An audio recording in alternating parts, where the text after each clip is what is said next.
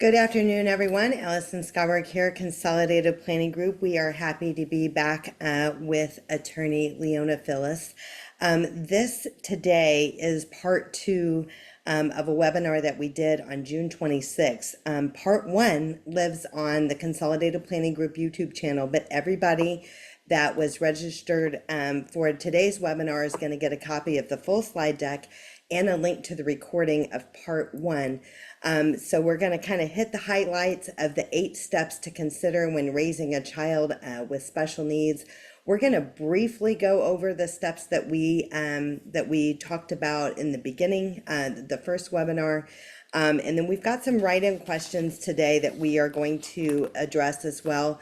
We always like to go over housekeeping items when we first start out. We are in webinar mode today, which means that we can't see you or hear you, but we know you're there and we are glad that you are here with us today. Some people will be listening to this on podcast or after the fact. They may see the video on the YouTube channel. If you would like a copy of the slides, you can reach out to us. Contact at cpgcares.net, and we are always happy to provide a copy of the slides, so that way you don't have to take notes on every single thing that you hear today.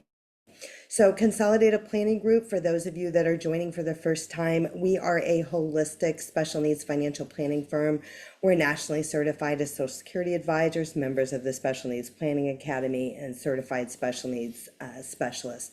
So our whole firm is nuanced in planning for special needs. But what we do and what an attorney does are two different things. We don't create the legal documents. We figure out how much money do we need to fund the special needs trust. When should we pull the trigger on our own Social Security and to maximize benefits for our disabled adult children? When and how should we apply for SSI? So we help people set up ABLE accounts, and we'll kind of briefly talk about that as well. And we're going to talk and take a deeper dive today with Leona on the special needs trust and guardianship, the kind of the legal components. The one thing that I always like to say is whether you work with us or you work with Leona or you work with another firm, we do recommend that you work with a professional that is nuanced with special needs. Not all attorneys or all financial advisors are created equally. Many are not nuanced in special needs, and we see a lot of mistakes as a result of that. There's a lot of DIY projects that as parents, as caregivers, that we do. This is not a do-it-yourself type of project when it comes to your legal documents, having money in the right buckets, and preserving eligibility for state and federally funded programs. We think it's really, really important. We help people put protection plans in place, and we set up lifetime care plans. We do a lot of transition planning. We talked about the ABLE accounts, and then we do a lot of advocacy by way of these webinars. I too am a parent of kids with disabilities and that have transitioned into adulthood, and I find all of these topics that we're talking about, unfortunately, are unnecessarily difficult. So these webinars were born out of my own frustration and my desire to empower people, to give them the tools and resources that they need to feel successful, to feel like they know what they need to do to take the steps to be successful. So we think about who's going to care for your child when you no longer can. Maybe you're not here, maybe you're incapacitated.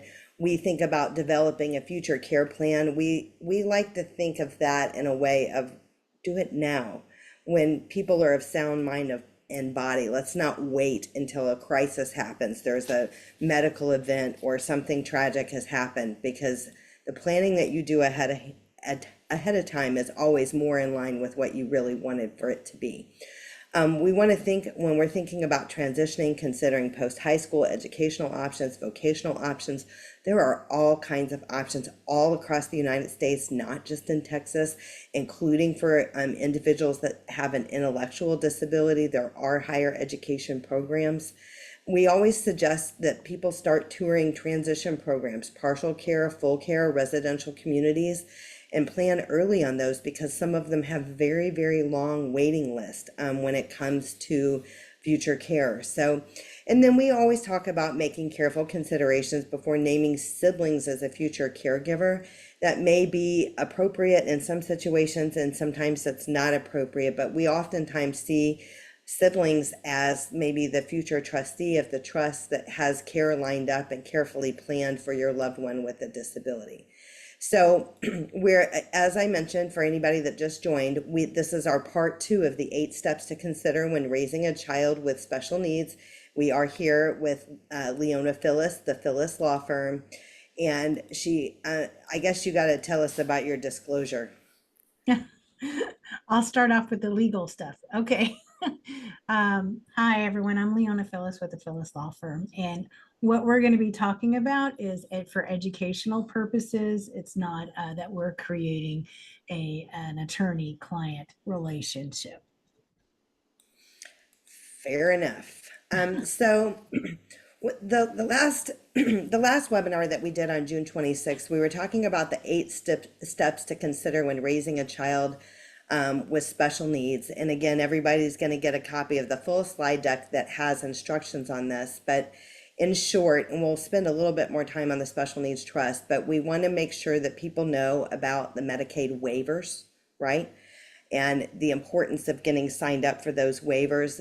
A waiver is designed to waive off some of the costs of caring for an individual with a disability to keep them in home and community-based services. And some states don't have any waiting list at all. In Texas, our waiting list is upwards of 17 to 20 years is what they're quoting right now. So it is important to get your child on this list. There's multiple lists. There's the home and community-based waiver, HCS, Texas Home Living, Community First Choice, MDCP. There's a number of them. We do an entire waiver webinar that goes through each of the waivers and how to get on the list and because some of them are not all the same, and where you get on those lists. Leona, tell us just briefly about the DID evaluation. Okay, well, for one of the Medicaid waiver programs, one of the eligibility factors is the IQ of the applicant. And so a DID is a determination of intellectual disability. I believe that it needs to be performed by your local IDD authority. So, for example, in Harris County, that would be the Harris Center, formerly known as Mental Health Mental Retardation Administration, MHMRA. And so we would want to go ahead and have that evaluation performed.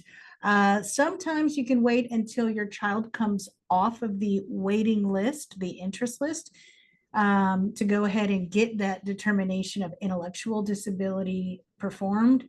The issue may be that LIDA, local IDD authority, may have a long waiting list for you to be able to get that evaluation done. So if you can, go ahead and contact your LIDA and see what benefits are open to you for your child, and if they have time for an evaluation to have that in place for when your child does come off of the HCS waiting list. So one of the waivers that doesn't have an intellectual disability requirement is the class waiver.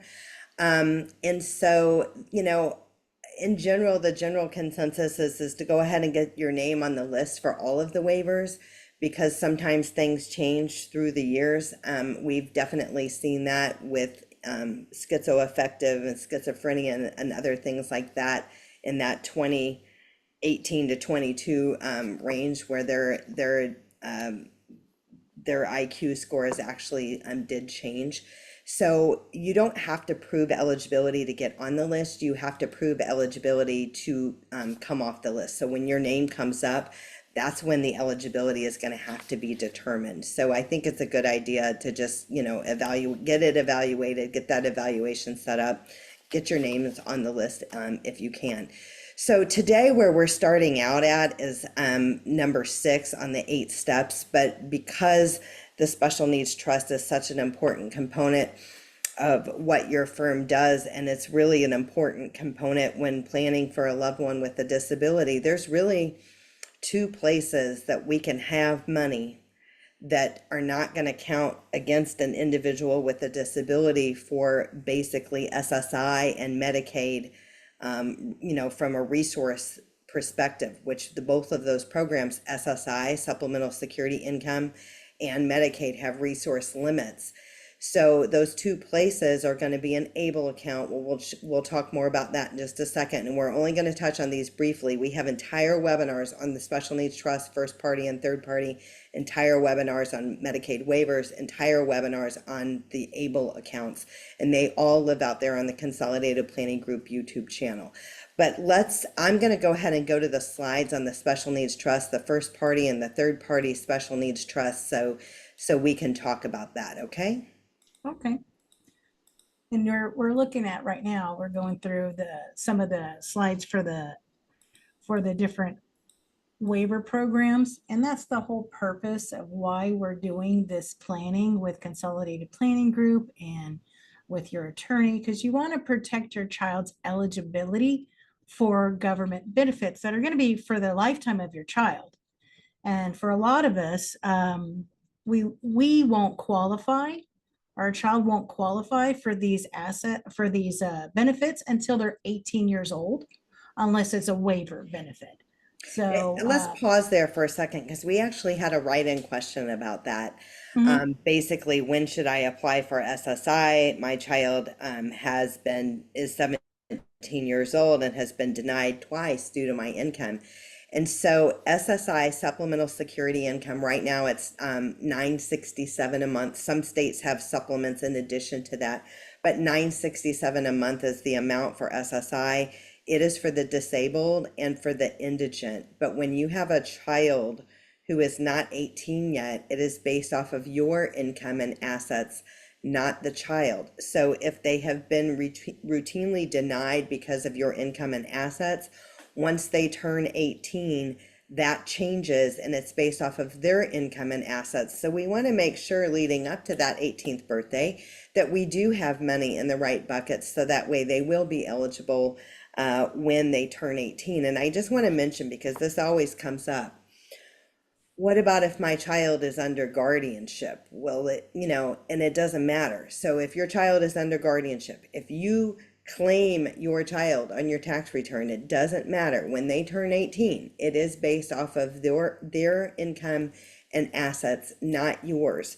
So I think that does answer a lot of questions as it relates to today and people's questions about SSI. We do not recommend that for most people, that you apply until after their 18th birthday. And lately, what we have been hearing is that, like, for instance, if today is your child's birthday, don't apply tomorrow. Wait until the first of the month. So it's a full calendar month. Basically, they're truly 18. We actually had a Social Security office who somebody applied like on the 27th of the month.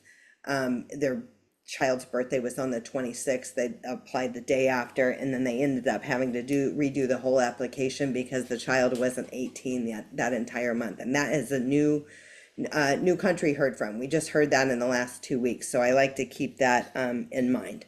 So let's go ahead and talk about the Special Needs Trust and the point of that. So for being eligible for the SSI and Medicaid, there's a test for the person's income. If the person that you're applying for is under 18, then it's household income that's considered, and the assets of that individual are also looked at. Now, there can't be assets owned by that person that exceeds $2,000 unless it's an exempt type of asset. So what we've done is we have something called a third-party supplemental needs trust. And that particular trust can hold the assets of the disabled individual in the trust, but for the benefit of that person with a disability. So that way, that person with a disability can meet the criteria for the means test for eligibility for lifelong benefits. We would hate for someone to, let's say, get inheritance. And so there's cash. Cash would be a countable asset. And that cash should be instead in a trust, first party, third party, or even moved into a 529A bank account, which is a 529A bank account is an ABLE account. Um, One but thing that we talked about on our first series was life insurance. A lot of times people use life insurance and other assets to fund a special needs trust. And it is so critically important. We talk about this all the time. So if you've attended more than one webinar of mine, you've probably heard me say it. It is so critically important not to name our disabled loved one as a direct beneficiary on anything you have, anything you have. It should, the correct way to do it is for the supplemental needs trust or the special needs trust for the benefit of said child. When people accidentally leave money to an individual with a disability, it jeopardizes their benefits, and then they really don't even have a choice but to have it redirected to a first party special needs trust, and then there's a Medicaid payback on that. So if you're taking notes today, the very first thing that I ask people to do is just make a note to check your beneficiaries on everything you have. This is the life insurance at your employer, life insurance outside of your employer, 401ks, 403bs, pensions, annuities, bank accounts, those types of things. But what I'm not saying is we should disinherit the person that has a disability, because sometimes people come up with this idea of, I know, little Johnny is not supposed to get any money, then that's fine. I'm just going to leave all the money to Johnny's sisters, and Johnny's sisters are going to take care of him. And that's good, and they have good intentions, and I believe that they will. However, people die, people get sick, people get divorced, life happens. And when it does, little Johnny's money goes out the window. And so it's important that we don't just disinherit somebody as opposed to leaving it correctly to a third party special needs trust. So tell us the difference between the third party and the first party and the third party, and then we'll kind of keep moving since we covered this the first time. I just want to hit on it for the people that are attending today for the first time. So it depends on the source of the asset. So if you're talking about child support, and what we have is indefinite child support for the lifetime of the child, when the child turns 18, Social Security will count that child support for an adult disabled person. They'll count it as income and an asset against the adult disabled child. So you have to have child support in the court order established. You have to have it paid into a first party supplemental needs trust that is established through the court order. If you have a personal injury settlement where your child with a disability has funds that are awarded to them in a settlement or a personal injury lawsuit, that money must also be in a first party supplemental needs trust. And as you said earlier, that particular, the assets in that trust are subject to Medicaid estate recovery program.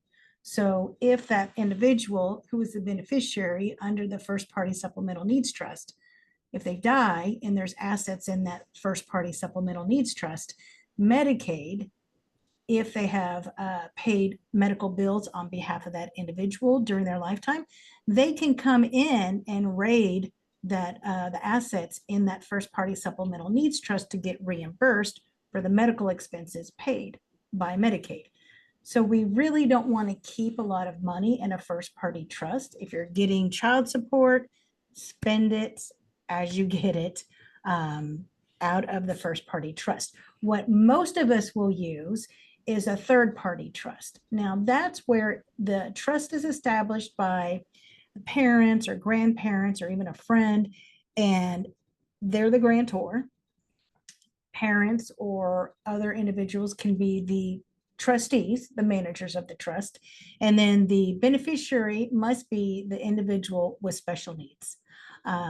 Some of our families have two or multiple kids with special needs. Each child will need their own separate third-party supplemental needs trust for their benefit. And one of the pluses for a third-party supplemental needs trust is that MERP cannot attach a lien on the assets of a third-party supplemental needs trust. So a couple of things. Another one thing that I wanted to mention is a person could have multiple third-party special needs trust. A disabled individual might have five. I'm not saying I suggest that, but grandma and grandpa might have one. Parents might be divorced and they each have their own. We see some divorced parents that have one, a supplemental needs trust and they're in agreement with that. And we have other people that are not in agreement and they want their own. They don't want the other person controlling. And those are all okay. But one of the points that you made on the first party special needs trust and the importance of having child support redirected to a first party special needs trust, I wanted to convey that if that's you and you are going to get child support post age 18, you need to start working with an attorney to have that child support redirected to a first party special needs trust if it is not already. You do need a court order. You can't just do this. This is not a DIY project where you can just do it yourself. And the one thing that I also like to make clear is what the type of attorney that Leona is.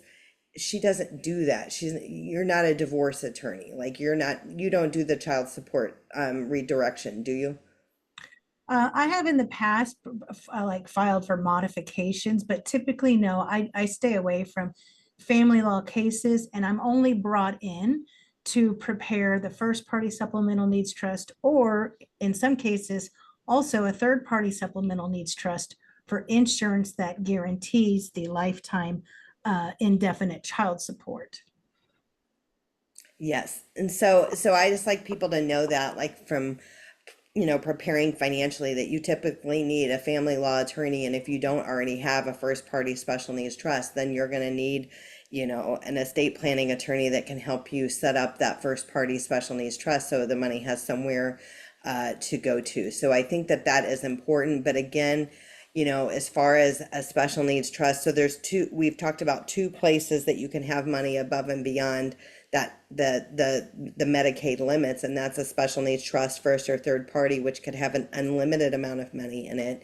And then there are ABLE accounts, and the ABLE account has a limited amount of money that can be in there before you disqualify for SSI. So it's not just an unlimited amount of money. And another thing I like to mention about an ABLE account is under the tax code 529A.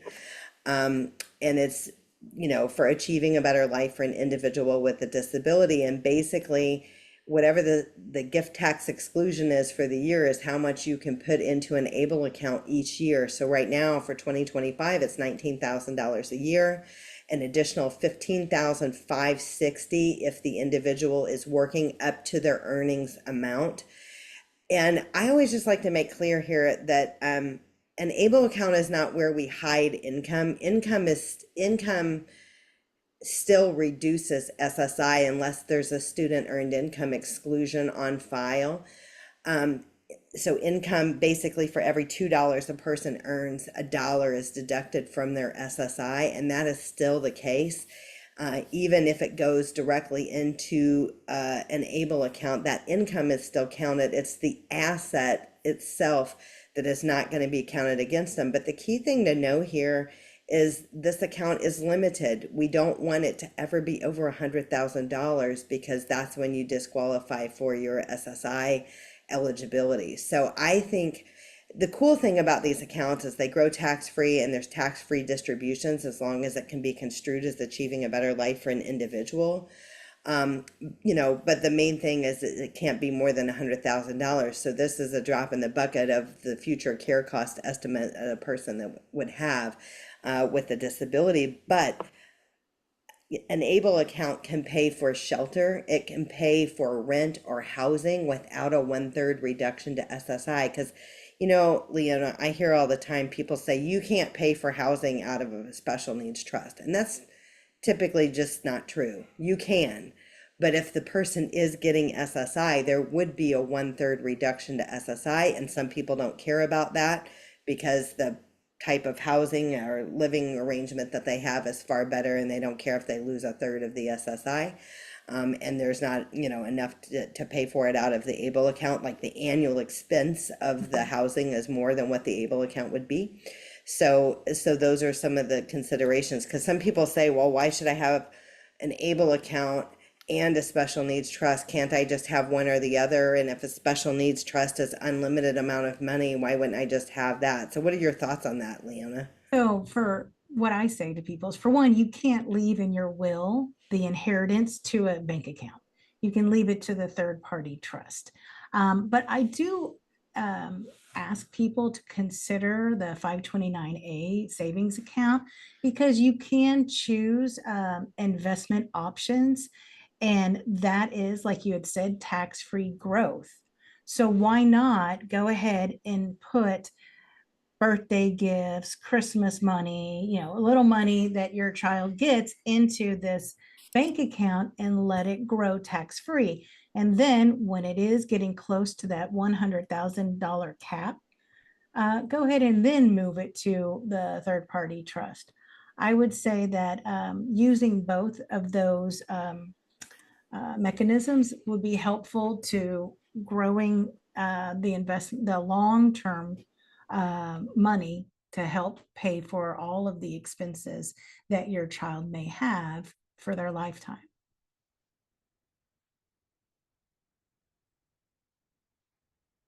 Also, what you were talking about with the SSI. So for SSI, you're paid $967 a month if you have maximum benefits.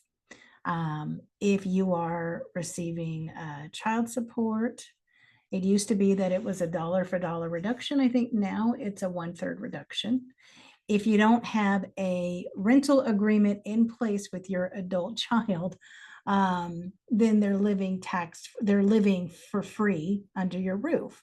And so a lot of people have a landlord tenant agreement with their adult disabled child, and out of the SSI funds, they get paid for rent, room and board.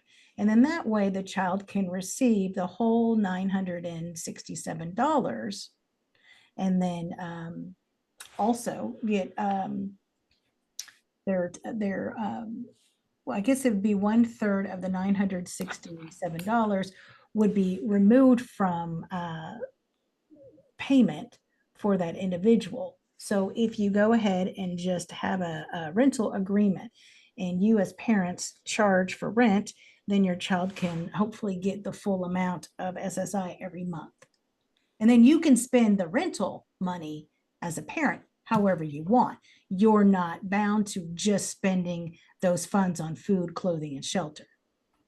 And so what I tell people, a couple of things. So there were some changes last year and some people were denied. They sent their rental agreement in and they said that the person was paying 500 or 600 a month, and the Social Security Administration came back and they said, they're not paying fair market value, so we don't count that. Sorry. And, most people's fair market value would be way more than what they even have coming in. So they did change that. So your 500, 400, 500, 600 is fine now. So if you got denied that in the past, then you might want to send in a rental agreement.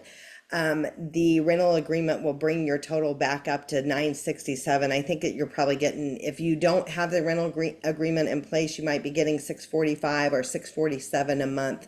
It's just going to be reduced by 1/3. And if you do have the rental agreement in place and you're getting the 967 a month, you're getting less than 967 a month, then that could be being reduced for that. Every $2 they deduct $1 for earnings, so that might be what's happening as well. But if you have questions, then reach out. We can definitely help you with all that. There's a lot of confusion on that, and some of these the SSI applications, again, I like to say that we have an entire webinar. We could talk all day about public benefits and eligibility and applications and all kinds of stuff like that. But what I want to mention is that right now the application process, the approval timeline is taking over a year right now. So this is not a one and done. I'm going to apply for SSI when they turn 18 and the next month I'm going to start getting 967 a month. It is taking well over a year. And then I'm also seeing, and I'm not saying that this is what happens every time, but oftentimes the first one is denied. If there's not clear evidence, then they deny. And if we've got a person that is, maybe they're on the autism spectrum, but they're much higher functioning, or ADHD, much higher functioning, then it might be a little questionable or a slippery slope. It doesn't mean that they won't get approved, but it means that you shouldn't be surprised if you get denied the first time. And the biggest advice that I can give people when it relates to dealing with the Social Security Administration is pay attention to those letters that come in. Read every word, even though they're long and boring. Read every word, because those letters say things like you have 60 days to appeal. You must appeal in writing. You have to send this SSA 561 in. There's just different things that they say, and they're real serious about the responses on that. So just make sure that you're seeing that those letters. Okay, one person asked a question. Does a person have to have an intellectual disability label in order to receive SSI? And the answer is no. And the biggest thing I can say there is a Social Security Blue Book. It is online. It is a medical impairment guide that says it has all these different conditions listed, and you can type it in and it will tell you what kind of proof you have to prove for that person to be considered disabled in the Social Security Administration's eyes. Intellectual disability is one. It is a presumptive condition if a person is intellectually disabled and has the inability to perform activities of daily living, feeding oneself, getting in and out of bed, toileting, transferring, bathing. But an intellectual disability in itself does not necessarily mean it's a slam dunk for benefits. So that's a good question, but I really encourage people to look at that Social Security Blue Book. And I know that they are your kids, but when they're an adult, you need to be looking at the adult listing, not the children's listing. Once they've turned 18, you need to be looking at the adult listings from that. Okay, so let's go ahead. Did you want to chime in here, please? Real quick, you also want to look at what your child's ability is for substantial gainful activity. So it's not just if they have intellectual disability, it's that how that affects them on a regular basis and their ability to earn. So that's one factor to look at. One other quick thing is, while you're waiting for that approval of Social Security or SSI, and you've started in 1 month and it's a year later, you will receive one big check or multiple checks, I think up to 3 checks for the back pay of the SSI. Now, what you as parents should do is have that rental agreement in place from the month of when they turn 18, but then also explain that you are currently lending your child their funds for rent. So once you do get that first big check, you can, as the landlord, get reimbursed for the loan of the rent. We have a specific rental agreement and loan agreement. So I just wanted to mention that is kind of easy in a one pager to be able to send in. And I want to talk about that substantial gainful amount just for a second. The substantial gainful amount changes every year, because people say, well, I heard you can't make more than X, and they say a different number all the time. And the truth is that number changes every year. And so the magic number, there's a lot of magic numbers, but the substantial gainful amount magic number for 2025 is $1,620 gross earnings per month. $1,620 gross earnings per month. Okay. So people will say, well, could we apply even if my child is working part-time? Maybe they're in the vocational rehab program, Texas Workforce Commission, or some other Project Search, or some of these programs out there.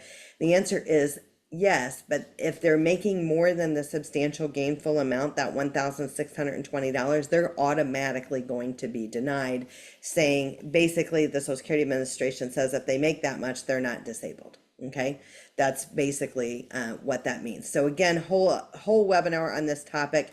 We're going to go into, so we have time and we finish today. We're going to go into the estate planning, which is step 6. And I've, just put it in the chat box again. Everybody's going to get a copy of today's slides and a link to today's recording, but they're also going to get a link to the part 1 of this series, which was on June 26th, which also lives on the webinar, but the slides are the same. We're just moving forward to the place that we stopped, which was part 6 and estate planning. All right. Okay. Well, first thing is for parents, you would want to go ahead and make sure that you don't die intestate, that you do have a will in place upon your death. And as we discussed before, for your child with special needs, go ahead and in place of your child's name for a beneficiary, you want to make sure that you name the third-party supplemental needs trust. And that third-party supplemental needs trust will have its own taxpayer ID number. It is something that I recommend that you have drafted outside of the will as a separate document. And the reason why is that some people have in their wills where they're listing that in the event that there is a person with special needs, that at that point in time, at your death and whenever you are probating the will, that is when you will go ahead and have a third-party trust created. The problem with that is that nobody can use it in the meantime. So if you, upon getting your estate planning taken care of with an attorney, you should have the third-party trust created at that time. And that's when you will point to that third-party trust in all of your estate planning documents that are relevant, including your will, including your designation of beneficiary forms for all your insurance policies, for your investment accounts, all of these type of accounts that you would get with someone like Consolidated Planning Group. You would want to point to the third-party trust as a separate document from your will. And those third-party special needs trusts and first-party special needs trusts, they have their own tax ID, their own EIN number. So that's how you would point to that. And to your point, when people have it in their will that the special needs trust will be set up upon their death, what I would say, I'm not a huge fan of that either, but it is absolutely better than nothing. So if you're not in a financial position to be able to get your third-party special needs trust set up right this minute, then that is certainly better than not having anything at all. But I am a fan of the standalone trust for the simple fact of when a parent dies, your loved one has needs pretty immediately, and it may take some time to get those trust documents set up and funded and all of that kind of thing. So I think it moves smoother. And when a parent or a caregiver dies, it's chaos in their world, right? It's a sad time. It's chaotic. There are needs. There might be a lot of moving parts, like a person moving from a house they've lived in forever. There's a lot of stuff going on. So I think it is better if you can have that done. And I also just want to say that I think it's important that you have your documents looked at every 3 to 5 years. And I don't mean you have to change it every 3 to 5 years, but I think you should have an attorney look at it every 3 to 5 years. Have the laws changed? Are the provisions in here still what I believe, still what I want? Are there any changes or updates that we need to make? Because we see people, predominantly 90% of people either don't have a will or they have an outdated will. And some are so outdated that your most recent born child 15 years ago is not on your documents, right? So, I mean, these are common things that we see, or you have your executors or your trustees named and they're dead. Like, these are things that I've totally seen through the years. So dust them off, have somebody look at them, get a second pair of eyes on it. And laws do change. And, maybe you've moved here from another state and you had it drafted in one state. Things change. So I think it's really important to have it looked at. Definitely. As far as this list goes, power of attorney, I would say, typically people name their spouses first and then an alternate agent. I say to make the power of attorney effective upon your incapacity, not effective immediately, because that would give that person access to go ahead and make transactions on your behalf when you don't need them to. Directed to physician and medical power of attorney, that's when you should think about family members and friends who may have a medical background and can really make a good decision for you on your behalf if you cannot make a medical decision because you are possibly in a coma or have suffered a stroke. HIPAA authorization, that allows people that you name to have instant access to your medical records. And so the people that you list in your medical power of attorney should most likely be on your HIPAA authorization so that they can make an informed decision based on reviewing your medical records. Some people like to have a revocable living trust to avoid probate. Um, that is an option for a lot of families, but it's not to be used in place of a third party trust. A third party trust is a separate document with special language which allows for the assets in that trust, owned by that trust, to be shielded from Social Security counting it as an asset and then possibly disqualifying the individual from lifelong benefits. So we just want to make it clear, if you are going to have a revocable living trust, then make sure that you also have the special needs trust in place. So, and that's something that we've seen, that people think if they have a trust, just a trust, that it's cool, and that, the assets aren't counted, but all trusts are not created equally. And that's why it's so important for it to be a special needs, or also called a supplemental needs trust. But I just wanted to go back to the power of attorney, the healthcare power of attorney, and the HIPAA authorization. I know that as family members or caregivers of a loved one with a disability, that's what we're always thinking about. But when you're thinking about these documents, the POA, healthcare POA, HIPAA authorization, also think about your kids that you're sending off to college, that your neurotypical kids. Also think of any aging family members that you may have in your life, and realize that their documents may have not been looked at in the last 10 or 15 years, or they may not have any documents at all. So while you're doing this, look out for other people that you care about as well, because it's so difficult when somebody's had a stroke. I think of someone that had a middle brain stroke. They couldn't talk, they couldn't do anything, and that wasn't in place, right?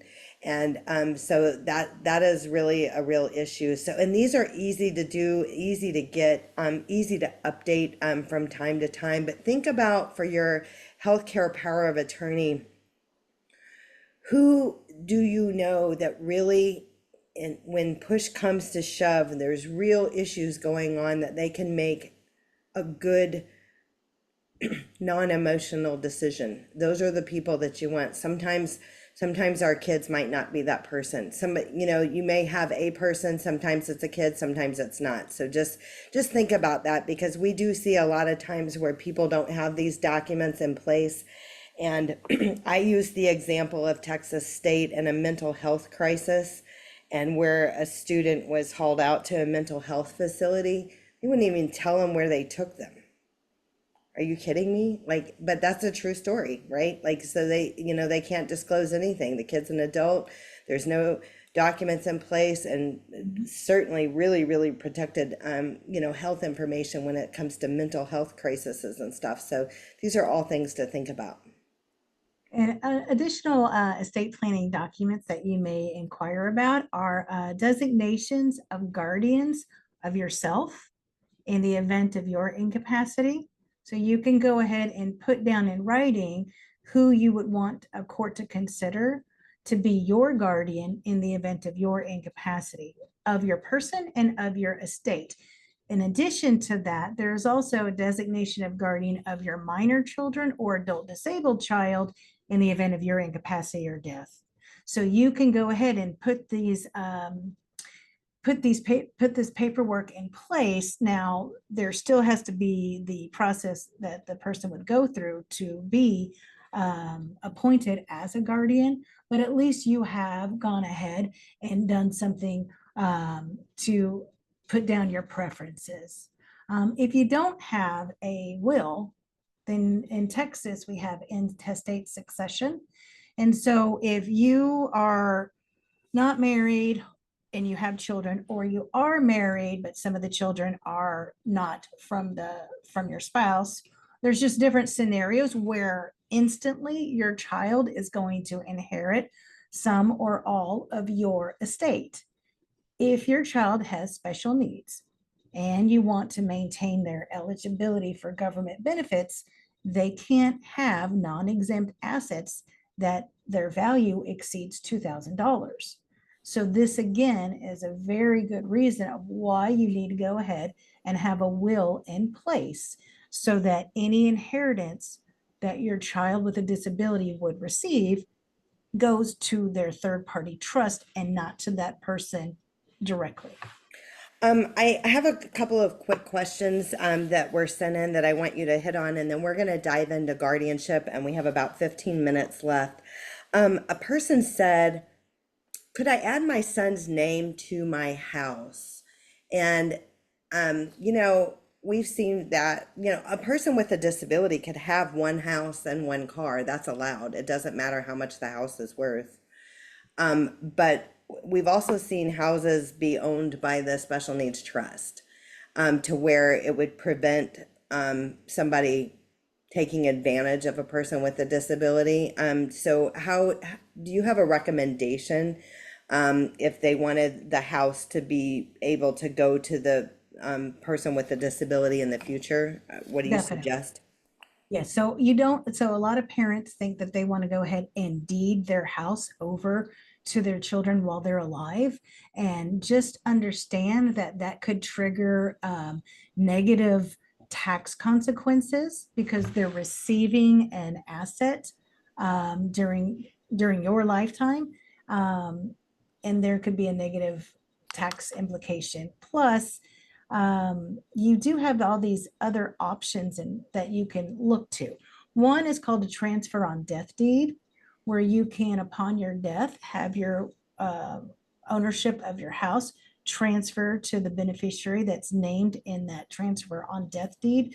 There's also something called enhanced life estate or ladybird deed, where you, as the parents, maintain the rights to possess the house, keep the homestead exemption, over 65 exemption, but you have for the future went ahead and deeded the property to your children. For your child with special needs, it would go to their third party supplemental needs trust. And so instantly upon your death, the ownership interest transfers to the people that are named in the recorded ladybird deed. Now, the beneficiaries may need to file something in the official public records showing that the life estate has terminated, such as your death certificate.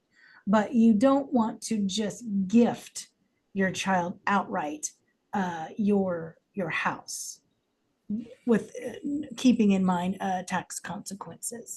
Okay, the other question, and this has come up quite a bit about setting up an S corp for the future of the child. So, like we've been given the example of car wash, not a car wash, where a mom would like to set up an S corp for the benefit of her disabled child and hopes to employ that child and other individuals with disabilities. And clearly, we know that the S corp can be set up and it could be owned by the parent. But could it be owned by the special needs trust, and why or why not would you have it owned by the special needs trust as opposed to the parent with the special needs trust as a successor owner? So the LLC can be owned by either the parent or by the trust. And if the trust is already established, most likely that parent is operating as the trustee. So either the parent would be the managing member of the LLC, or they would be using the trust and doing the same function, but as the trustee of the special needs trust, being making the management decisions. I'm not sure if there's tax consequences. You can have succession planning within your LLC documentation, which says parents' membership interest upon their death will go to the special needs trust. So those are just different strategies that you can employ to see what would be the best option for your situation. I've had it where we have individuals who want to work. They want to do some part-time work, and so they can be hired on by this LLC. You would want to keep in mind the substantial gainful amount so that you don't exceed that. But yeah, there are people that have the LLC owned by the trust. And just because taxation of a special needs trust, if you don't distribute income properly, it's taxed at like 37%.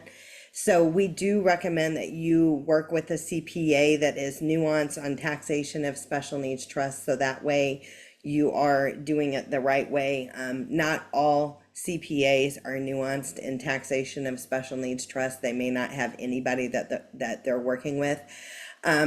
So we're gonna zoom past the child education rights. There is a such thing as an educational power of attorney. So people that don't have their kids under guardianship that are still in school, you may want to consider an educational power of attorney. We have entire webinars on educational rights, our meetings, IEPs, 504, all of those kind of the moving parts that are important when we still have students in school. So we'll want you to check those out on the Consolidated Planning Group YouTube channel. If you are a person that is having challenges in this area, reach out and we will absolutely refer you to an awesome advocate that can help you with these things. There is help out there for you. There is paid for help. There is free help, but there is help for educational matters as it relates to students with disabilities. This FERPA is a good one. You were talking about a power of attorney, healthcare power of attorney, and they don't care about that at colleges. They want that FERPA, don't they? Yeah. Yep. And when we were talking about documents that you should get for your child once they turn 18, one of the things is a supported decision-making agreement where you can also include the FERPA and the HIPAA authorization in that supportive decision-making agreement.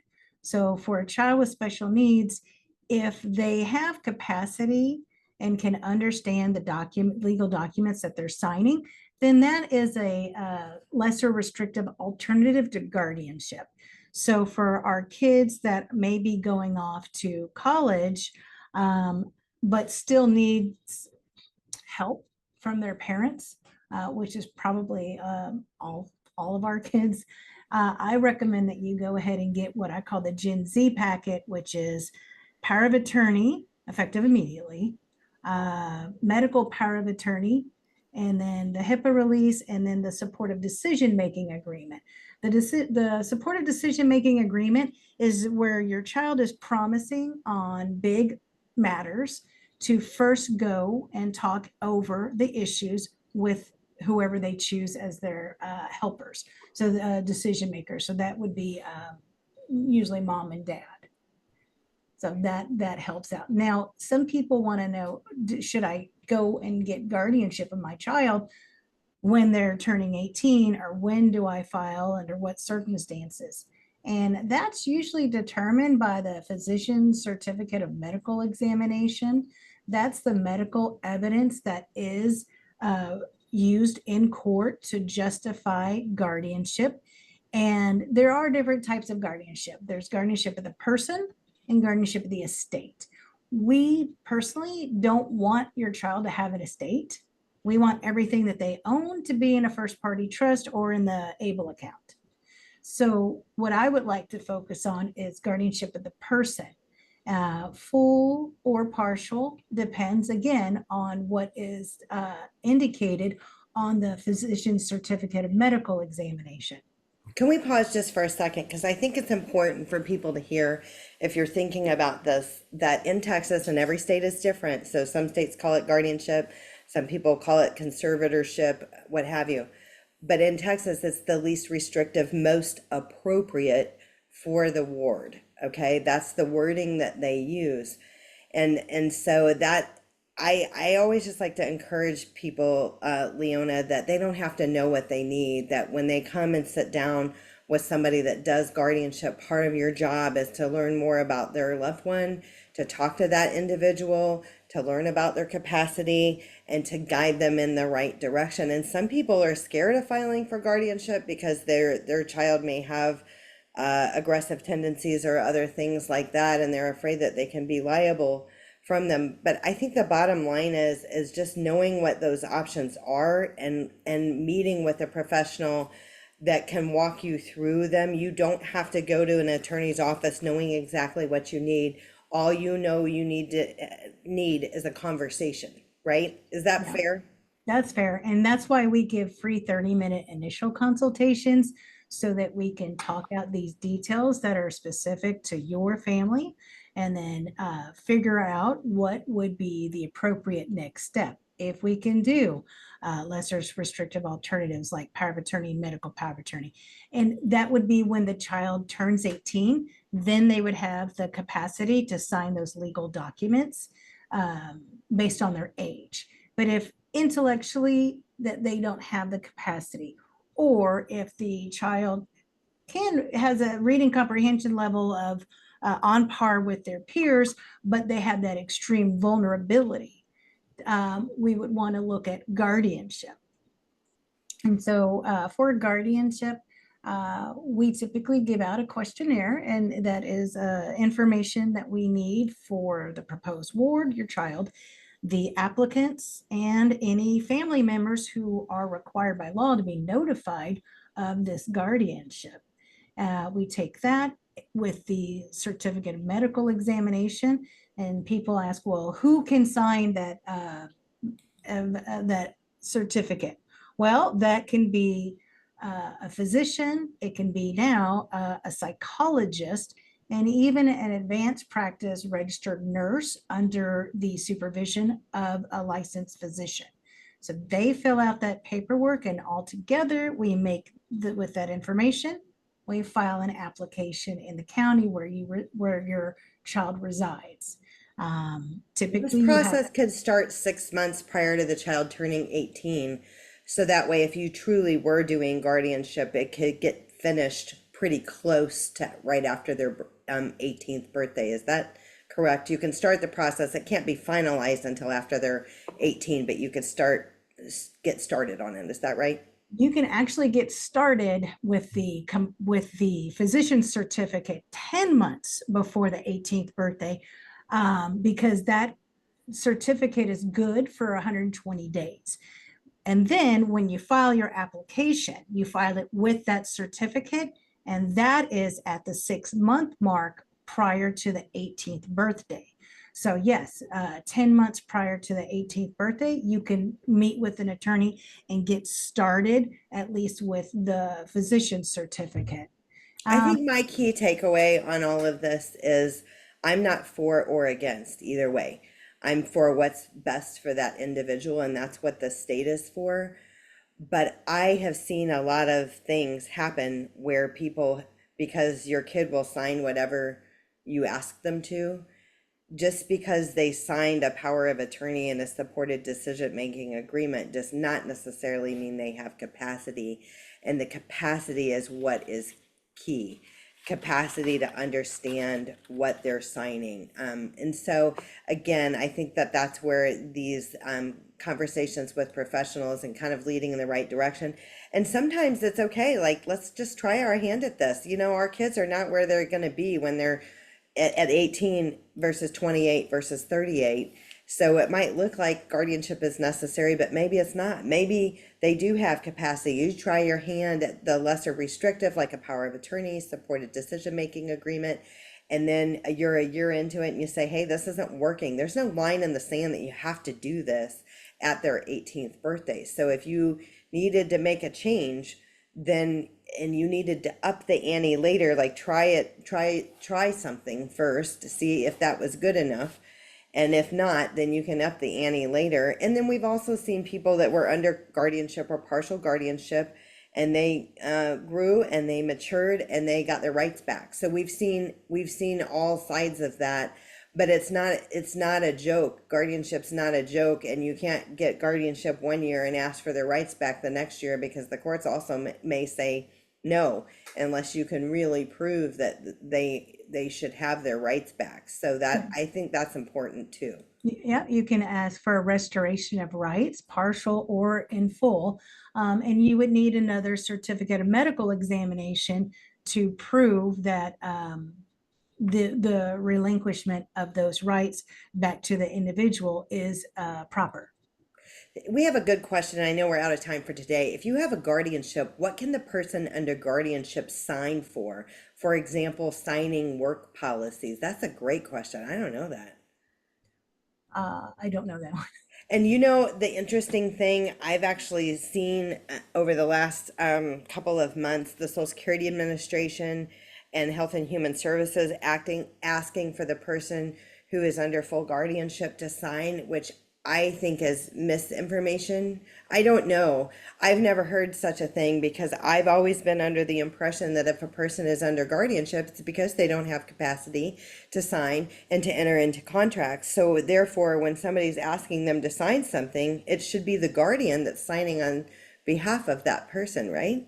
But you still have, like, for example, the rental agreement that we were talking about. You're still having them sign the rental agreement with you. So uh, there are some interesting exceptions. I know that whenever you're getting interviewed for SSI, a lot of times that you will be asked to put your loved one on the phone and give permission from that person to allow the agent to speak to the parent. So there are still some circumstances where the individual still has to consent in some And the way. Social Security Administration does not, and you can argue all day long with them, they do not recognize power of attorney and healthcare power of attorney. No, They recognize guardianship and partial guardianship, but there is a such thing. So you might have a child who is not under guardianship, and that's okay, and you can apply to be their representative payee, that you're handling things on their behalf. There is an application for that. Today, we are out of time. Everybody's going to get a copy of these slides. When we send out the email, you're going to get a link to the recording to part one, which was on June 26th. The slides are the same from June 26th and today's presentation.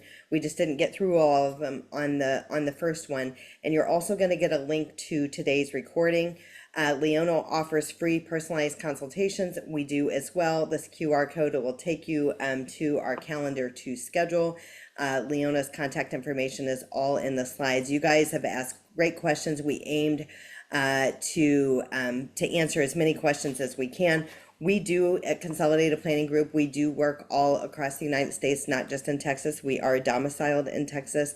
So if you're here and you're attending from out of state today, we can definitely help you. Thank you, Leona, for coming back and doing part two for us. It was certainly our pleasure, and we look forward to partnering with you again soon. thank you. Thank you for having me again. Thanks, everyone. Take care. Have a great day. Bye-bye.